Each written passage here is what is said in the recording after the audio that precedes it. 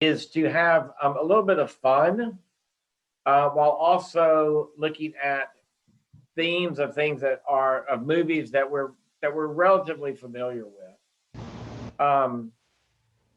One of the liabilities of wearing these collars around our neck is someone once asked me, "Do you see a sermon in everything?" And I said, "Absolutely, yes." There's something theological and some lesson in almost every observation. Um, so it's true with movies as well. Um, I also want to just, as a caveat, suggest that perhaps this class will have a little less substance than Deanna's classes she's been teaching on liturgy, but they will have some substance. So don't be disappointed. Again, the idea of this is to have a little bit of fun with these movies, um, but also to be thoughtful. I wanted to show some clips with this, but the deal with that these days is if you don't have if you really don't pay for the rights to those clips, you can run into issues with showing the clips. And unless you can manipulate YouTube, and I don't want to pay for a bunch of stuff on YouTube, it's more complicated than it's worth to try to show clips. So I hope all of you have seen these movies. They're pretty popular, and I hope you've seen them relatively recently. And I also want to say is that none of this is meant to be all conclusive and broad theological statements that outline the doctrine of the church. These are meant to be kind of reflections and thoughts and considerations, but not conclusive theologies of the Episcopal Church or Christianity in general. If that makes that's my disclaimer. So tonight we're going to talk about It's a Wonderful Life, and I'll just give a little bit of background for that movie. It's based on a book, a small book, a short book called The Greatest Gift, and the author of that was Philip Van Doren Stern. And Frank Capra adapted that small book into the movie It's a Wonderful Life. As a box office movie, it was not very successful. It barely doubled the cost of production. And so it was not very successful based on money. It was much more, because it was not as successful, it was easier to release the licensing rights and the production rights so that it was in the public domain much more quickly. And that's when it really took off as a popular movie.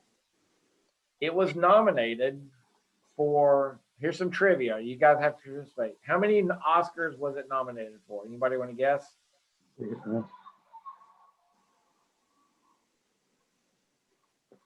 Anybody? No. It had 5 Academy Award nominations. None is the correct answer. Well, that's not true. It did win one category, and you're not going to believe what the category is, I don't think, but it did win actually in one category. It was nominated for Best Picture. It was nominated for Best Director. It was nominated for Best Actor. It was nominated for Best Film Editing. All of those awards went to the movie with Frederick March, The Best Years of Our Life, which was a post-war World War II movie about soldiers reintegrating into society. It was also nominated for Best Sound Recording, and it was nominated for Technical Achievement Award. It won in that category, so give it up for the Academy Award for It's a Wonderful Life in Technical Achievement. You know what the technical achievement was? I found this hysterical. It was for the development of a new method of simulating falling snow on motion picture sets. So all the things we love about It's a Wonderful Life, how they made the snow fall was radical and revolutionary and won an Academy Award. There's some free trivia. That's not even extra. I won't charge extra for that. I want to start by reminding us of the context of how the movie begins. And actually, several weeks ago, Deanna and I talked about this class, and she put out that I was going to do this class, and this was one of the things I was thinking about. And then Bishop Sloan, released a video last week, and he stole my opening that I was going to use for this class, but I'm going to use it anyway, but just in a caveat that he and I did not coordinate, and he stole my idea, obviously, clearly. But the movie begins in this context, and I think this says a lot about what our discussion may be around. You remember the senior angel is talking. We have the scene of what heaven's supposed to look like out in space, and senior angel says, "A man down on earth needs our help." And Clarence responds, "Splendid. Is he sick?" And the senior angel says, "No, worse. He's discouraged." So we already know in the context of this that what is going to unfold, and I find this interesting. And one of the critics said, "This is the most hopeful, depressing movie you'll ever watch." But the setup for the movie is that we're dealing with someone who's discouraged, and it doesn't seem completely fitting that it's a Christmas movie if we have to walk through someone's someone being discouraged, someone's despair, someone's sense of helplessness. But that's what it is. And what's powerful about it is that the angels acknowledge that being discouraged is a worse fate than being sick. Like, being sick's in their wheelhouse. But how do you offer hope to someone who's discouraged? That's what's going to be the dilemma. That's going to be throughout the plot line. Okay, I'm going to be quiet. I'm going to need y'all's participation on this. I want everybody just raise your hand, and you can go, and don't try not to talk on top of each other. I want every person just to tell me your favorite part of the movie before we get started. And I'm going to take notes on that. Oh, we have to do the librarian. Okay, The what? The librarian. The librarian. Okay. Where she's, he says, "You won't want to hear this. She's closing the library." Okay. So that's when Donna Reed, Donna Reed, by the way, I've been in love with Donna Reed perpetually, but that's when she's a spinster, right? She's not been married, and she's closing up the library. Okay. Oh, worse, she's a librarian. Right. We use that in the library community. Got it. I think at the end when the bell rings. Okay. I might have my movies mixed up, but I like the scene where Jimmy Stewart and Donna Reed are dancing. Is there a dance scene, and they're dancing in the pool? There's a floor that closes and a pool. I love that scene. Yeah. I love not a where spiritual he's trying to save Zuzu's flower. Right. He's trying to stick the petals back in, and he turns around and hides it and sticks 2 of the petals in his pocket and hands it back to her as though he's fixed it. It's a very daddy thing to do. Okay. It's hard for me to say which one I like because I saw it so long ago. But what stays with me is when he is, when they come back and the money's discovered again, and just that crowd of people and the joy that emanates from everybody. It's a wonderful feeling. Okay.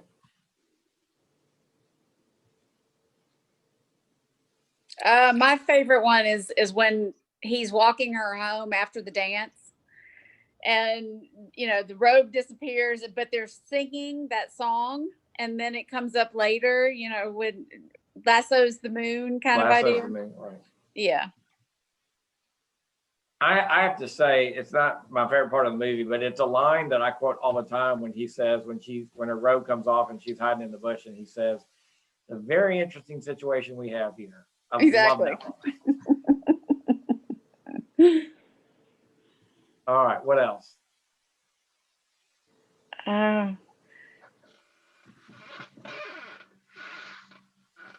Anybody?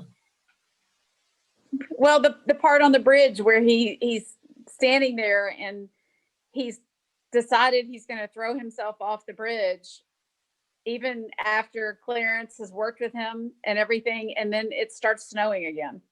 Right. Okay. At the end, when he discovers, yeah. You know, that snow won an award. I don't know if you're aware of that. It won an Academy Award. I've heard that from somewhere.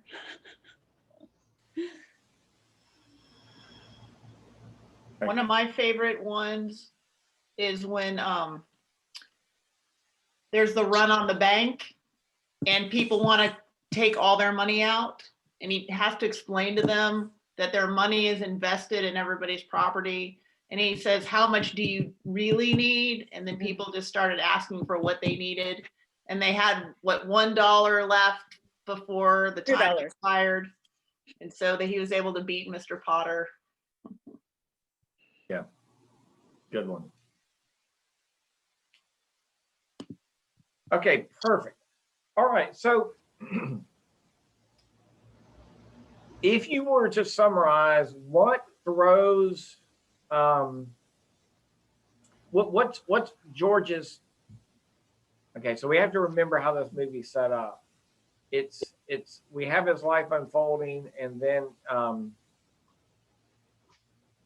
bad stuff happens. He goes to the bridge. Clarence saves him. He then looks backwards at his life, essentially, of all the things that the people don't recognize, and people all the things that as he walks Clarence around, it's as though he was never born. He gets back to the bridge scene, it starts snowing again. He's bleeding, he's excited, he goes home, everybody's shown up to bail him out. Okay. What is the initial conflict in George's life? And it repeats it repeats itself, but what is the ongoing conflict, tension in his life? I never saw the movie, so. Wants to travel, wants to leave. Yeah, Yeah, he has to give up his dreams. right. He has to give up his dreams. His dreams are thwarted. Everything he wants to do seemingly gets stopped. He runs into a wall, he runs into some barrier. He has dreams, he has plans, he's going to get out. And at what point do those dreams go bad? And we don't know this at the beginning, but at what point do those dreams go bad?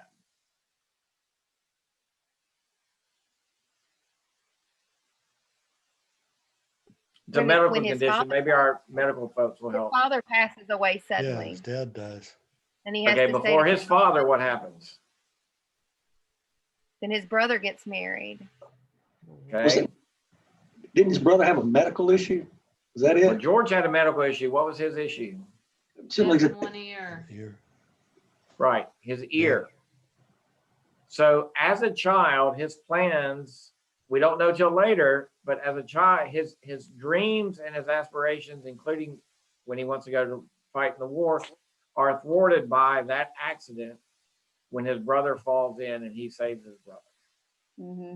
He saves his brother's life, and he gets, we're going to use this as a theological argument here. He gets punished for saving his brother's life. Right? What happens to his brother? He goes on to save so many other people in the war. Yeah, it's kind of the pay it forward scenario, right? His brother has every success. His brother gets to leave town. His brother marries a beautiful girl. His brother has a successful career. His brother saves other people's lives in the war. I mean, it's all, his brother is the golden boy, right? He's not stuck in Bedford Falls, but George is. We're set up at the very beginning to know that George's plans are going to fall through. What also happens, somebody mentioned his father dies, right? He's going to get out of town. His father dies. The bank board meets and appoints him as chair of the bank. He doesn't want that. He wants to leave. Well, he does that for a little bit.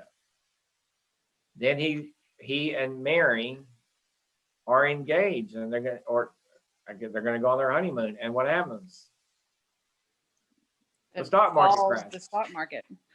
And so he is there saving the bank. So at each point in which he has the opportunity, and then the war comes and he can't be in the military because of his ear. So he's stuck at home doing civil defense work, fundraising, the bond raising, all of that.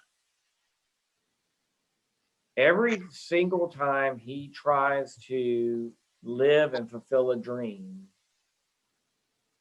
he has a plan for his life. It gets thwarted, right? At any point in time, is it his fault that his plans get changed? Well, he could have let the savings and loan go under and just continued on his journey, but he opted to stay.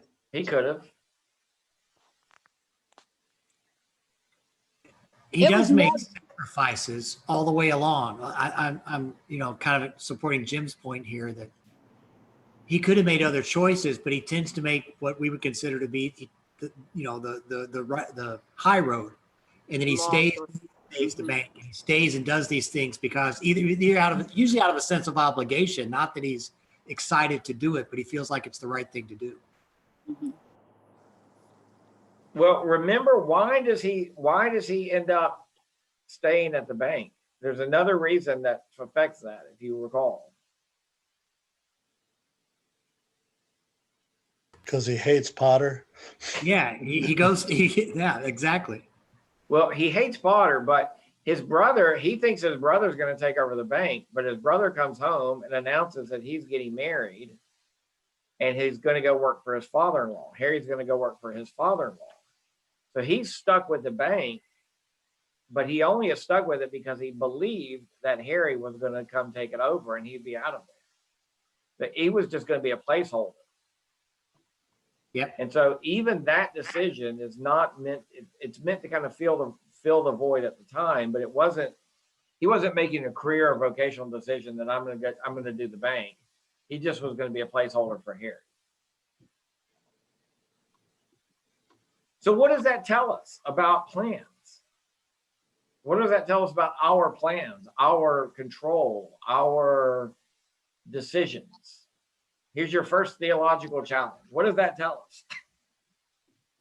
God moves in mysterious ways, his wonders to behold. Well, and a family favorite phrase is, if you want to make God laugh, make plans. Yeah. Yeah, so part of the movie is, and again, I don't want to get depressingly deep in this, but part of the movie is how you recover when your plans fail. And how we adapt and adjust when life doesn't go the way we want it to go. I'm going to make the big assumption, and if I am wrong, don't raise your hand. Somebody in this class has been cruising along in life, doing the things that they thought they were going to do, and all of a sudden something got in the way and dramatically changed their plans, their direction, their life. I'm guessing at least one. Deanna's an exception. We all know Deanna's story, so we're going to throw her out. Yeah, that happened to Deanna. What has anybody experienced that? I'm surprised I live in Montgomery, Alabama. That wasn't part of the plan. I said I was never going there. So part of There's the a lot part of of us the, surprised we're here. the part about the movie is to see that our plans are not always, and again, I don't think Frank Capra's thinking about this necessarily, but our plans aren't always God's plans. And God's plans aren't always our plans. I think it was the Psalm this morning, 119, that I read. My thoughts are not your thoughts. My ways are not your ways. That was in the morning prayer Psalm. That's what this is. My thoughts are not your thoughts. My ways are not your ways. And part of life is to roll with those disruptions, and to trust those disruptions, to trust those changes in life. I never I heard can tell anybody. you, we could go on and on about that, but I want to move to the next part. There's a villain in this movie, Mr. Potter, Lionel Barrymore. Who would ever? Lionel Barrymore is one of the most lovable dudes around, but he is a great evil guy. Mr. Potter, he represents not good stuff. And I debated on how to characterize, is he evil? Is he the absence of grace and goodness and compassion and love? Is he a personification of all the bad exploitations of what could be good? Like for example, capitalism can be good. Potter exploits the notion of capitalism to make it not good, to make it a not good thing. So is he all virtues taken to an extreme? How do we characterize Mr. Potter? Anybody want to take a stab at that?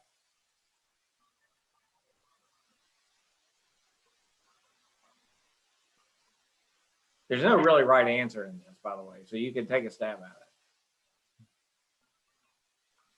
it. Selfish, greedy. That's about what comes to mind. Yeah. He's the opposite of the central figure. He makes all the decisions for self-interest, as opposed to selfless decision. Right. So George, somebody here said self-doubt. Yeah. So I think that's right. I think most of George's actions are selfless, and he's thrust into making that decision by external factors, but he puts everybody else above himself, and he does it time and time again. Potter represents the worst of selfishness, and he makes decisions that are good for him, regardless of other people. There is a great quote in the movie where Mr. Potter is when Potter and George Bailey are meeting, and Potter says, "Why do you even care about the rabble? This penny ante building and loan. You're never made money, and your father was no good as a businessman, and he was too nice, and he took care of all these people." And he refers to the town folks as a rabble. And George Bailey says, people were human beings to him, but to you, they are cattle. In my book, my father died a richer man than you'll ever be. Now, there's a lot in that. The Baileys see people as human beings. Potter sees them as commodities. Literally, commodities, transactions. And then the idea of what makes one rich is a whole nother conversation. Why is Potter so necessary in telling the story?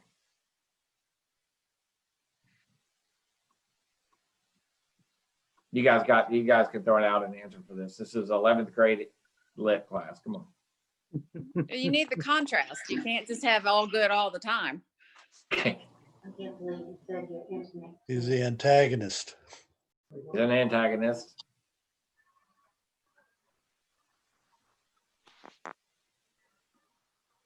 What else?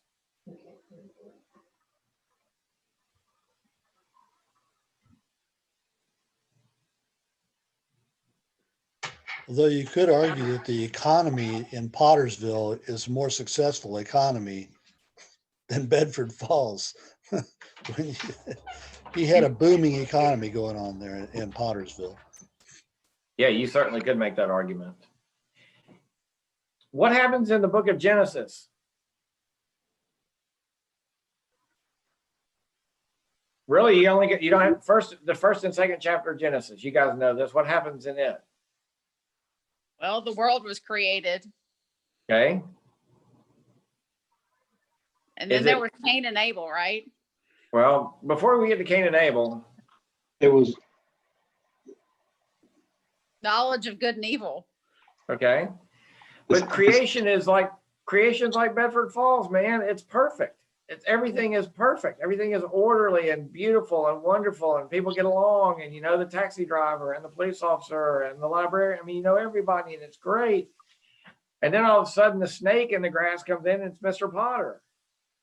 Mm. And Mr. Potter is the one that is always throwing out the temptation for George to do something different, for George not to be true to himself. Right? And so I think part of his role in it is if you believe what you believe, and you believe that to be virtuous, that's what George Bailey's argument is. My father and I believe in the virtue of people, and that they're good, and that they're worth investing in. They're worth taking a chance on. People are worth that. And Potter says, yeah, but that doesn't get you anywhere, does it, George Bailey? What that gets you is a bad ear. What that gets you is ownership in a building alone that doesn't make any money. What that gets you is stuck here. What that gets you is not being able to fight in the war. What that gets you is a whole bunch of nothing. Don't you want more than that? That's the voice that Mr. Potter gives. I'm going to suggest what happens in the movie is Jimmy Stewart internalizes that voice. I say Jimmy Stewart. George Bailey internalizes that voice. That voice is no longer Mr. Potter's. It becomes the voice in his head that leads him to the bridge to jump off the bridge. He believes the narrative at that point that he has nothing, that he has done nothing, that he is worth nothing, that he's accomplished nothing, that he's influenced nothing, that he's changed nothing, that he's bettered nothing. That voice is now one that he takes ownership of. And before we get to him jumping off the bridge, I think that's part of, and the reason I use the Genesis story is because God creates us in God's image, not just in any image, right? Not in a random image, but in God's image. And then it says, this is good. All of this is good. And we hear a voice say, but wait, there's more. And we internalize that voice, which becomes sin. And it becomes what makes us vulnerable to temptation. What in the garden is what makes us vulnerable to temptation everywhere else. Because we take ownership of that sense of, but there's more. And there's more means better. And that becomes irreconcilable in the moment where Jimmy Stewart's going to jump off the bridge. Does that make sense? Mm-hmm.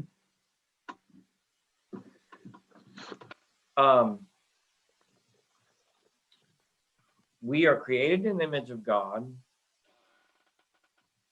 We are called good. The world in which we live is called good. And yet there's always something, an external voice trying to get in our head, trying to get in our lives to tell us, yeah, but it's not as good as it could be. You're not as good as you could be. You could be better. You could be more.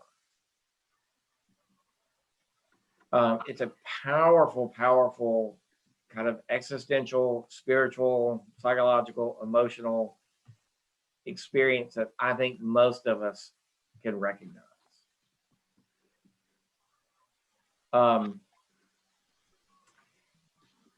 I think one of the funniest scenes in the movie is in the I guess it's a drawbridge in the building where the guy is there who raises and lowers the bridge when Clarence is drying off. You know that? And they're trying to figure out who he is, and he's talking about Mark Twain like they were best buddies, and he's wearing these old clothes, and he says, you know, they say, "Who are you?" And I'm Angel Second Class, and you know, it's a comical scene where an angel enters our modern world and tries to explain to us that they are 400 years old and they're here to save us. That's the other voice that is more difficult for us to internalize. The voice of, you are worth it. You are worth my time. You're worth God's time. You're worth saving. I'm here to help you. How often do we reject that voice? Because the one that says you're not good enough, you haven't done enough, you haven't accomplished enough, feels more powerful. I simply share that because my experience in church and pastoral ministry is that is the dilemma that most people fight on a semi-daily basis. At the very least, most people fight it weekly. A couple of saints may only fight it monthly. The reason Jesus is tempted in the wilderness in the Bible is because that's a real thing. When the evil in the wilderness says to Jesus repeatedly, I can make you more than you are, I can give you more than you have, that's the temptation. And it's posited there because that's real life. And if somebody comes and says, yeah, but I can make you better, I can make you better. What happens to Israel when they are released, when Moses brings them out of Egypt, they come out in the desert, what happens? They immediately adapt to their surroundings. Well, not immediately adapt. The first thing they do is gripe and whine and fuss. They run out of something to eat. They say, dude, this is freedom. We were better off being slaves. This is not good. I don't know why you sold us that this was good. We had everything we needed when we were slaves. Why are we out here? So they immediately filled with that kind of doubt and wonder if in fact goodness exists. They wonder if goodness actually exists. And Moses says, stick with me. Hang in there with me. They get impatient once again and they build a golden calf, right? Because they're like, surely goodness has got to be better than what we're experiencing. Because there's that voice of doubt in their head saying, is this all there is? There's got to be more. There's got to be more. There's got to be more. We're just impatient. That temptation lasts. And then we certainly have it with Jesus. When Jesus calls the disciples, they don't all immediately go, this is the wonderful life we've been looking for. This is awesome. This is great. This is perfect. Peter says, is this it? We gave up our lives for this? Are you kidding? Judas just gives in to the other voice and says, the heck with this. There is more on the other side. I can get more. And he actually is probably he's not the most faithful one, but he's arguably the most honest one because he at least follows the voice of temptation and responds to it. So does that make sense that the story of this kind of conflict between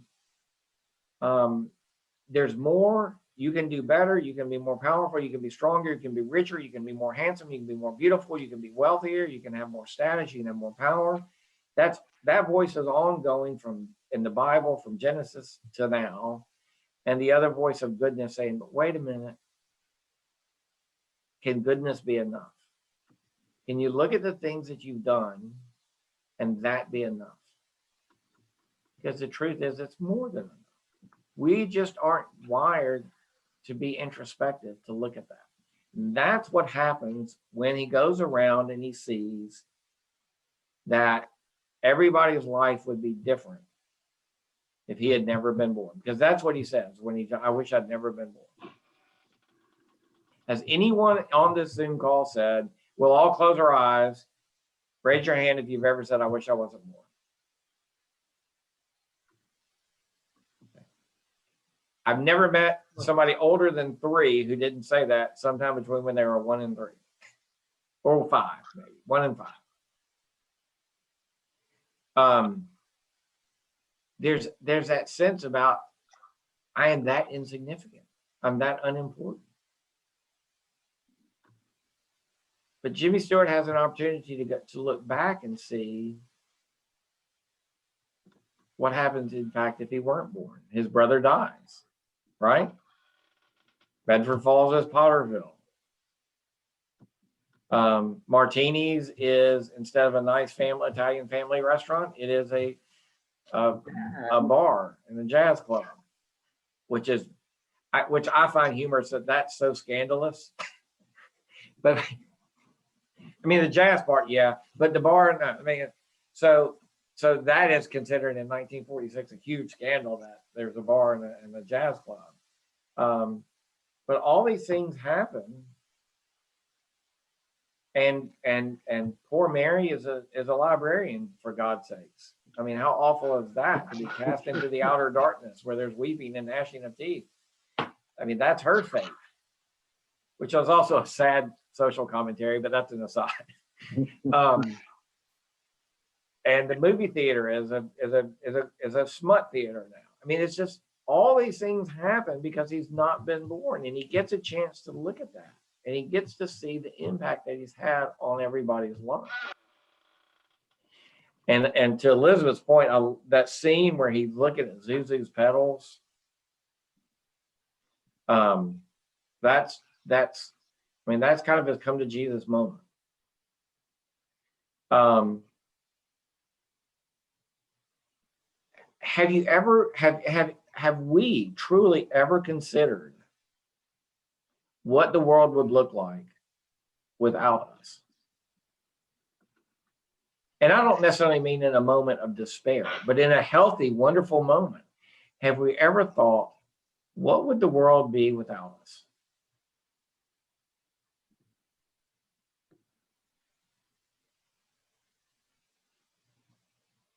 Honduras wouldn't be the same. The community in Honduras wouldn't be the same. Montgomery wouldn't be the same, whether you meant to be here or not be here. Your family wouldn't be the same. That cat that's walking across the screen would have a different house. Think about what it would be like if you weren't who you are today.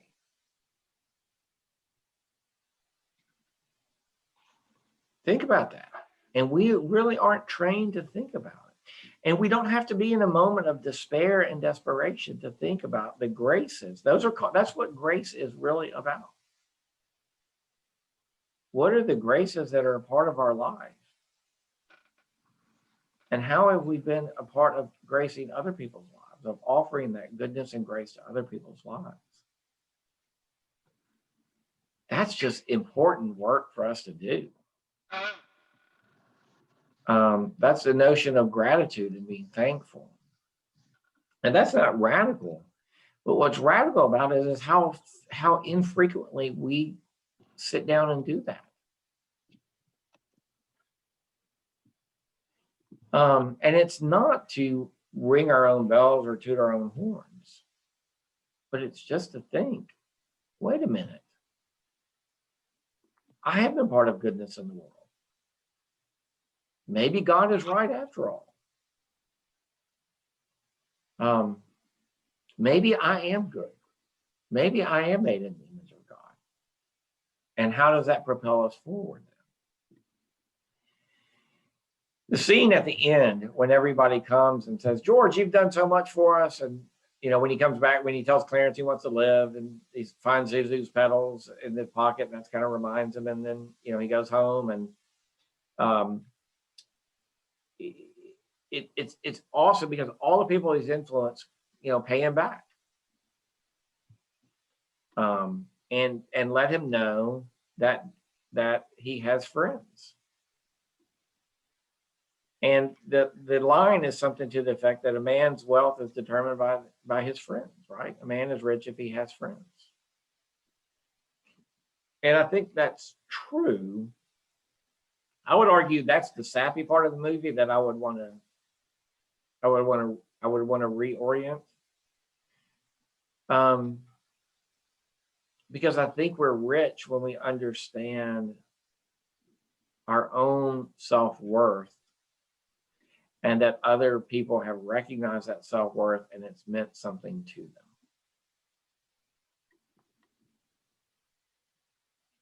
When we recognize our goodness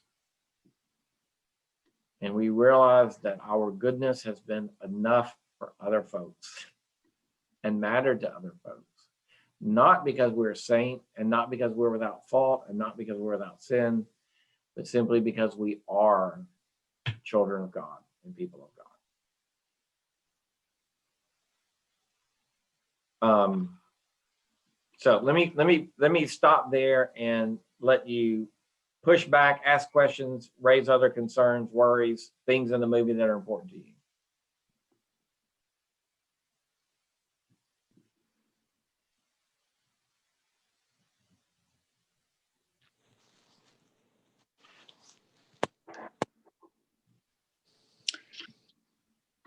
Well, the movie for me became important to me when I was in college.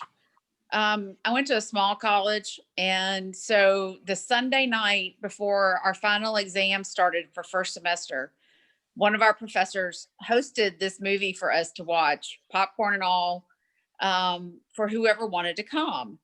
And the meaning that I had for that myself at the time was, you know, your exams are important, but ultimately you have good things to live for, to be for. And that was a wonderful reminder at a point when you're usually completely wigged out and it all seems so big and frightening.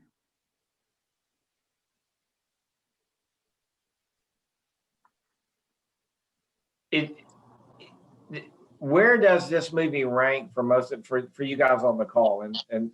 And so is this an important movie for you guys? Is it just something you have to do because it's a Christmas tradition? Is it important? Does it have meaning? Is it too saccharine for you? What do you think? I've watched it 20 times. Okay. It's a Christmas tradition, but I think it's a tradition because I like it. I like its story. I don't know Redemption.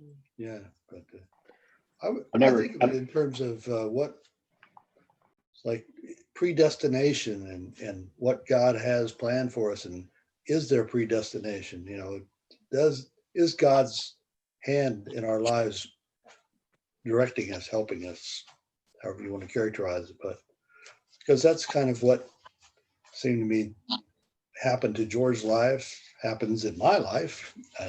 Maybe other people feel that way too, is that, you know, when you pray about something, a decision that you have to make, and you go in that direction because you feel like this is where you're supposed to be. And I don't know, I see that in the movie. Angels, you know, who believes in angels, right? Angels are directing us in our lives. So. We talk about them a lot in church for those not to believe in them, but yeah, that could be its own class. Who else? I'm gonna come back to something Jim said in a minute. Who else? I'm not so sure that this is such a saccharine, sweet, gooey movie.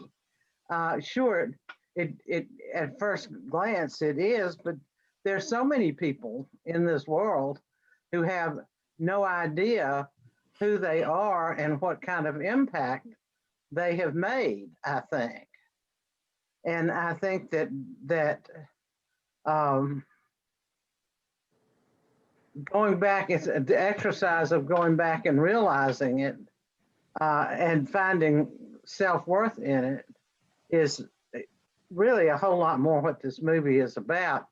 It is a Christmas tradition, and frankly, I have gotten a little bit tired of it in the past. But I think the discussion has been good to make me go back and maybe watch it again this Christmas. Okay. Yeah, I've never given it this much theological, attention, but come to think I'm sorry, I didn't mean to ruin it for you. It's great. I've enjoyed this. I think I realized, I bawl every time I watch it, and I think I realized that it is affirming to me of an idea that was sort of imparted to me, I guess, from my childhood regarding self-worth, and it has to do with, by their fruits you shall know them. So your self-worth is dependent on, or not dependent on, is evidenced by your impact on other people. And all of those townspeople showing up and bailing him out, so to speak, was the ultimate affirmation of a point of view that's slightly different, John, from what you're saying. And I'm interested in that slight difference. I think of that as kind of a modern day GoFundMe page. I don't think I'll ever watch the movie quite the same again, but John, I wouldn't say it ruined it. I would say it improved it. Good. Yeah, I think, John, it's that idea of the voice, and I think he's standing there on the bridge because he thinks he failed, right? He thinks he's a failure. Mm-hmm. Clarence, and I love this irony, Clarence, who has failed to earn his wings, who in some ways is also a failure, shows him that actually in the things that really mattered in life, you aren't a failure at all. Maybe by someone else's measure, some external measure, you might think you're a failure, but in actuality, you're not a failure at all. And then that helps the angel who's been a failure earn his wings. And so, I kind of I enjoy that. That's a great point. That it takes one to know one. That Clarence knows George's life and story because it's his own life and story.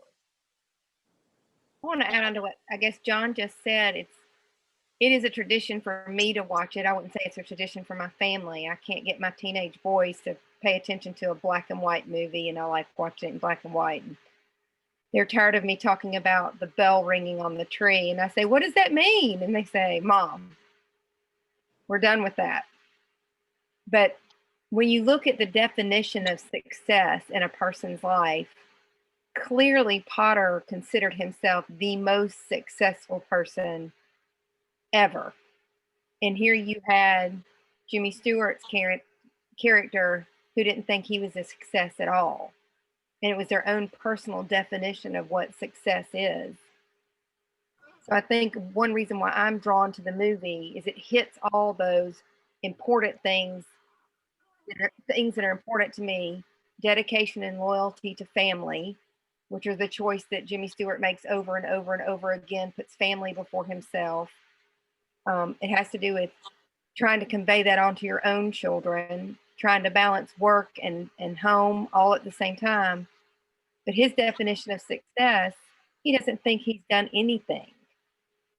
And it comes to a crisis point for him to look at his success and be able to see it and touch it and be able to, and it took Potter challenging him, offer him, and that is another good scene. I don't think anybody else brought it up. The scene where Jimmy Stewart goes in and Potter tries to offer him a job. Right.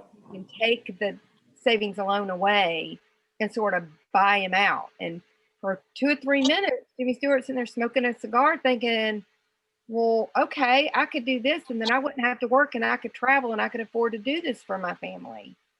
But then it takes him a minute later and he corrects himself and his internal barometer says, oh, this is wrong. This is not right. So all of those key points, family, your internal barometer of what's right and wrong, what your measure of success is versus what others think it is. I think it's just all of those points one together that you hope, I hope in my world and everybody here probably the same. You make choices every day and you're hoping they're right. You're hoping you're doing the right thing. And you also hope when you hit that crisis point, you know what your success in your life is and the influence that you've had. Yeah. And it just happens to be set at Christmas, which who doesn't love a good Christmas movie that has a very happy ending? I think, Elizabeth, I think you and John are on how we define success and also how we define failure is incredibly important. And it's we have Brene Brown. This is Brene Brown, who's a wonderful. If you haven't listened to her on TED Talks or read her books, grab some. But she talks about this in terms of vulnerability. And our vulnerability is really being in touch with our failures and our shortcomings in order that we can accurately measure what really makes us who we are. And so if we are defined by success as, and that is all through external input, I don't think we'll ever be satiated.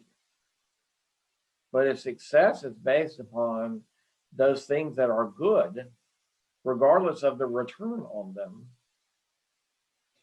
that's a whole different level. And I use this example because of my own life, and I won't be all self-revelatory about me and my parents and all my therapies, but it's all there. But I'll use this because I've seen it in other kids when I've done youth ministry. There's not a big difference really between a 90 on an exam and 100 on an exam, right? There's not two, but there may be 1 or 2 questions, right? But 1 can be a B in some school systems, a 90 can be a B, and 100 is an A, obviously. Is 2 questions sufficient enough to say one person was more successful than the other? But we repeatedly tell people that, not just in grading in schools, but do you know what that does to a teenager? And I'm not saying get away. I am not making a pedagogical, educational statement. I'm simply saying the impact of it and how we talk about it. Do we look at our kid who made a 90 and said, that's awesome? Or do we say, why didn't you make 100? Because 100 defines success. They come back with a B and we say, why didn't you make an A? Well, the difference between an A and a B might have been literally 1 or 2 questions, right? If we are always defining our success by some external measure of what is successful, how in the hell are we not always going to feel like a failure?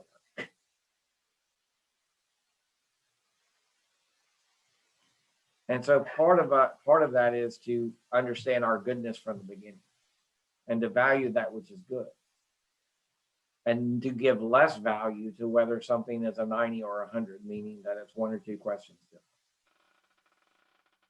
different. I used to had a grammar teacher who would grade us, and if you got 3 questions wrong, it was a punctuation test. I think there were 10 questions. You got 3 wrong, you were sitting on a 70, which was a D, 1 point from failing. 3 questions. 3 commas, periods, semicolons, capital letters, fragment, anything you missed. You got your only 3 questions. You were sitting on top of failing. That was horrible for 8th graders. Because we always felt like we had failed. Now, adults do that. We do that with one another all the time. If someone gets in the NFL, this is a random example. Someone gets in the NFL and never plays a snap, never plays a down in the NFL, but they're on a team for 1 year. They are among the top 300 football players in the world. In the world. Even more so in soccer. Even more so in baseball and softball. Even more so in volleyball. Even more so in gymnastics. I mean, so you know, it's all a matter of how we keep it in perspective. I think all I'm saying is that we got to keep it in perspective and be careful of how we're defining success. John, do you play golf? I used to, but I was too much of a failure. Well, I discovered golf when I was over 50, and it's a cool game because you play against your handicap. Right.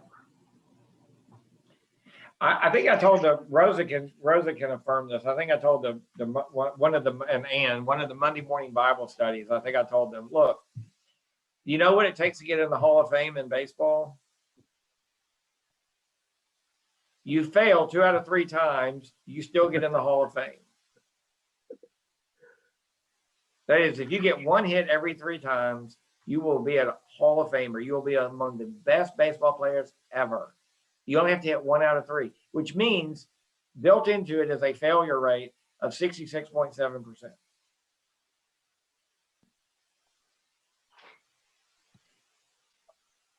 I think that ought to be the message of the church. If your failure rate is about 66.7%, we are the church for you. Because that makes you a Hall of Famer.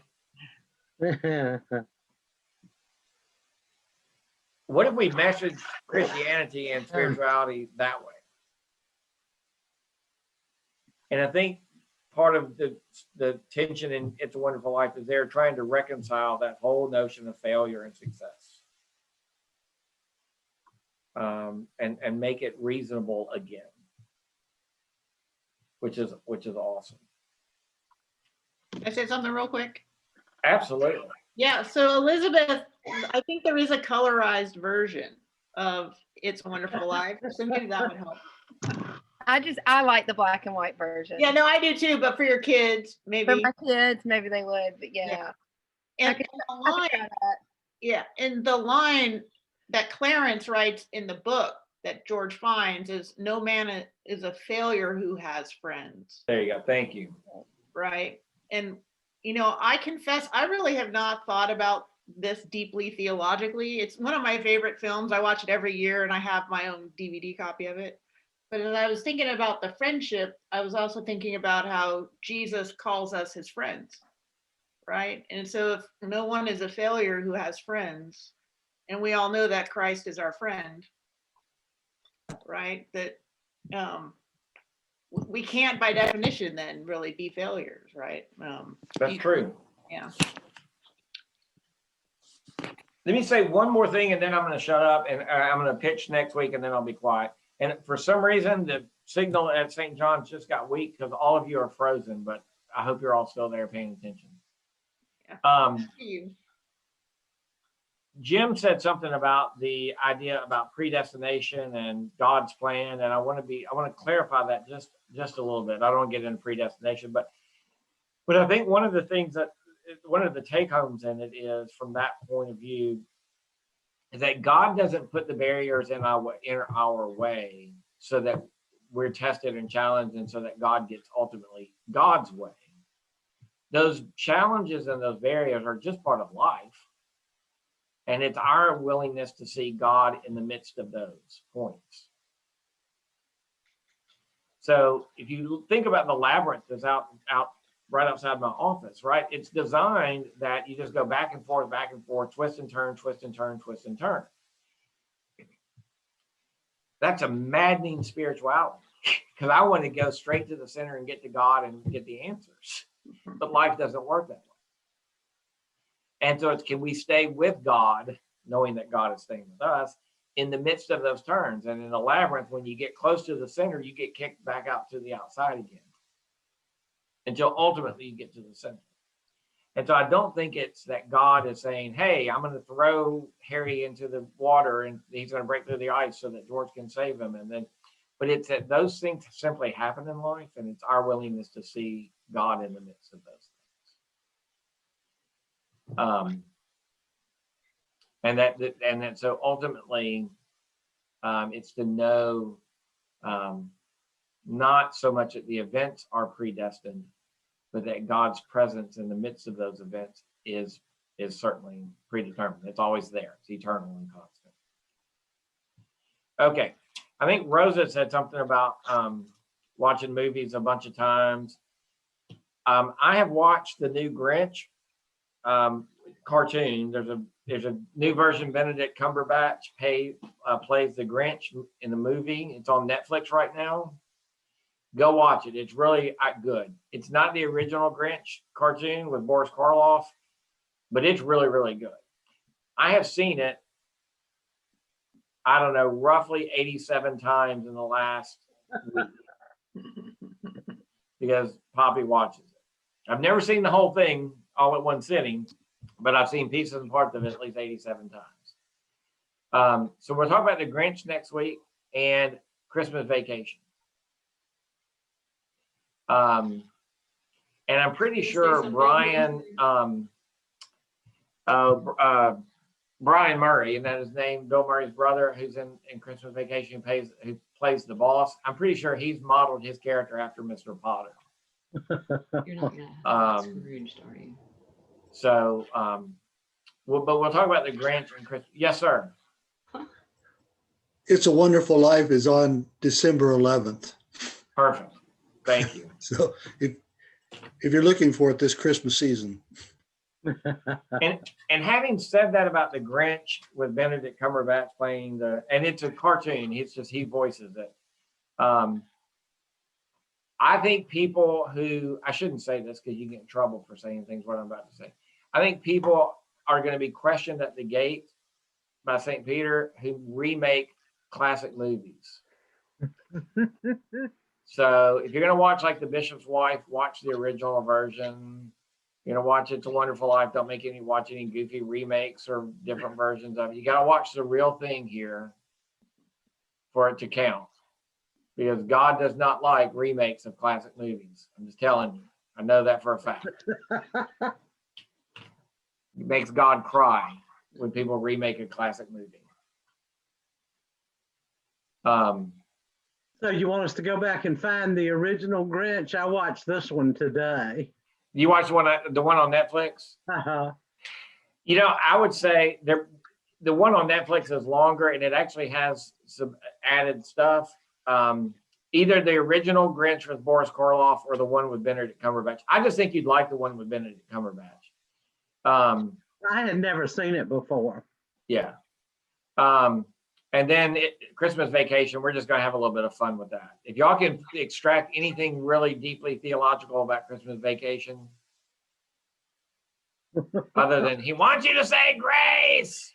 I pledge allegiance to the flag of the United States of America. That's we'll do that. All right. Is everybody good?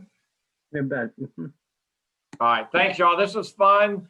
Don't get too serious. Watch it and enjoy it. But also remember, you are good and you are good enough. And you are successes. All right. Y'all take care. Have a good night. Thank you. You too. All right. Thanks, John. Good night. Thanks.